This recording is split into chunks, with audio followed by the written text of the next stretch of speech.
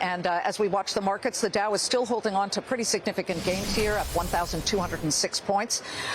The quote, cybersecurity reckoning may be upon us. Cybersecurity stocks, CrowdStrike, Palo Alto Networks getting a bump today after Anthropic just announced Project Glasswing.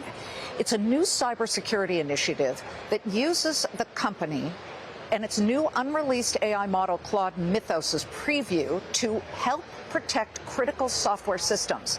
Anthropic said it has halted the broader release of the full Mythos model after the system broke containment during testing and was too powerful at finding, quote, high vulnerability, high severity vulnerabilities. Okay, that is groundbreaking. The coalition is made up of more than 40 companies that will test out this new model, which includes Amazon's AWS, Apple Broadcom, Cisco, CrowdStrike, Google, JP Morgan Chase, Microsoft, NVIDIA, and Palo Alto Networks. My next guests are experts in startups and building startups that are utilizing AI in the cybersecurity space and so much more. Jeffrey Katzenberg, former chairman of Walt Disney Studios, co-founder of DreamWorks Animation, and now founding partner of WndrCo, a venture capital and AI company builder. He's joined by WndrCo general partner Justin Wexler. Between the two of you, you have built an incredibly successful portfolio of AI companies. Can we start with the fact we know each other for about 200 decades? About 200 decades. We go back to the Jurassic era together, and here we find ourselves.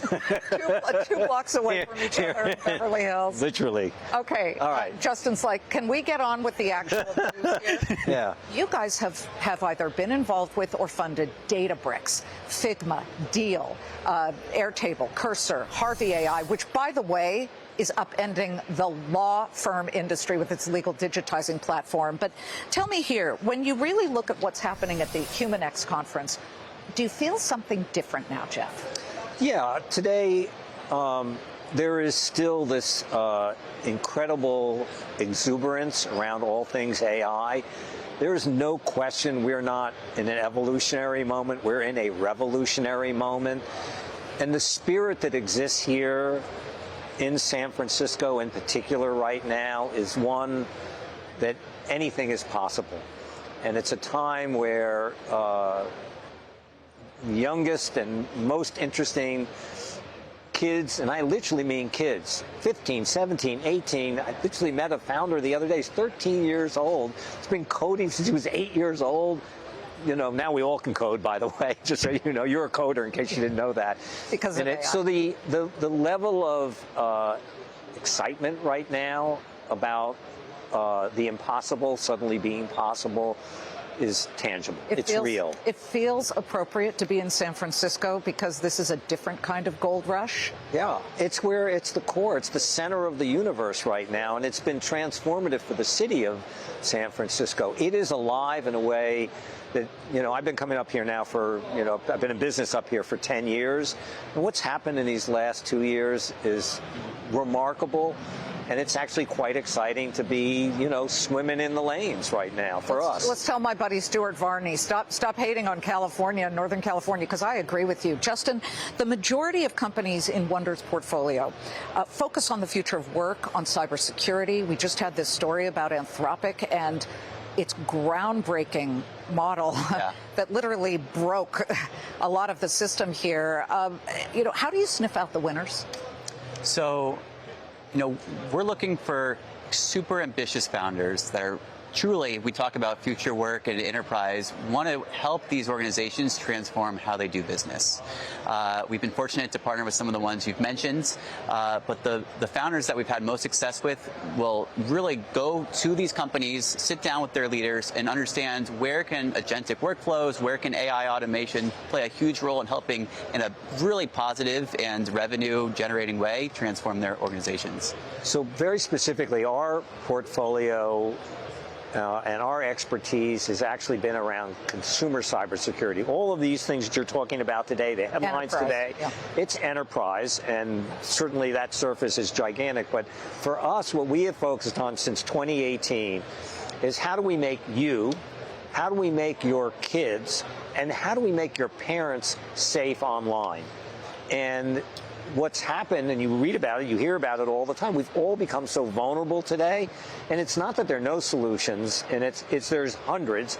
And what we did is sort of came in and actually assembled together best in each of these areas, each of these surfaces, to create a single app that you can download and now put a protected umbrella over all of both your financial information, but just as importantly, how do you protect your kids coming online? And you guys can actually count. You've had hundreds and hundreds of millions of downloads from the companies that you have seeded by everyone. A lot of people are using this, but you know, I think a lot about, you talk about an umbrella at the 30,000 feet.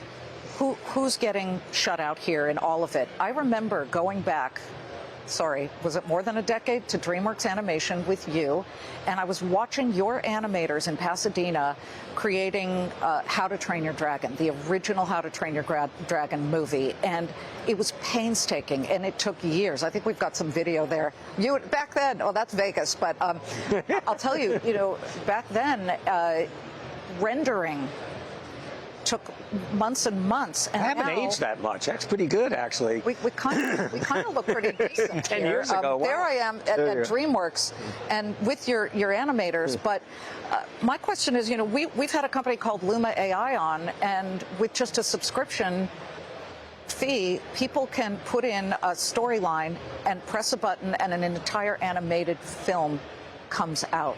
Do you worry that it puts your former industry entirely out of business? No, because I, as much as I appreciate the innovation that's going on, in my opinion, I still think the human touch is absolutely essential to great storytelling.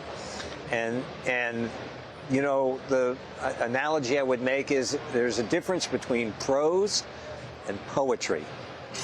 And I think when you see these sort of inputs and outputs that are coming, they're sort of a common baseline in it, but they're missing the poetry that comes with real creativity. Now, these tools are actually phenomenal, and I think there needs to be more openness to embracing them, as there was for me when we went from hand-drawn animation to computer animation. To CG, All right, so literally, you remember, I saw this little short made by this company called Pixar, right, that blew me away, that John Lasseter and Steve Jobs was created here in Northern California, you know, made that deal to bring them to Disney, and they made Toy Story. 10 years later, there was no hand-drawn animation. 20 years later, there are 10 times as many people working in animation today as there ever was before. You would ask those people in hand-drawn animation, it was the end of the world. Well, Justin, you were the one who was watching these films because you're but a young pup with my 8th birthday party was Shrek. Oh, Shrek birthday party. Yeah. Well, you two have to run and go on stage right now, and you're talking about exactly how how these companies can get picked up by enterprise and use their subscriptions. So best of luck to you. Thank you so much. Thanks for having us. Jeff Can we see you again in not quite a decade from now? Yeah, could we just? Yeah. Good to see you. Thanks so much, gentlemen.